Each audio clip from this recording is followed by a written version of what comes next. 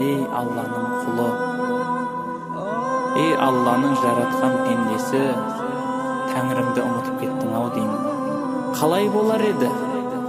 Алла тағала сенің денсаулығыңды мына жанып тұрған, гүлдеп тұрған жастығыңды алса, қалай болар еді? Осы күліп тұрған ақша бетіңе топырақ түсіп, жерге көмілсең, қалай болар еді? Сол көмілген ақша бетіңді, тамаша көзіңді құрт жесе, қалай болар еді?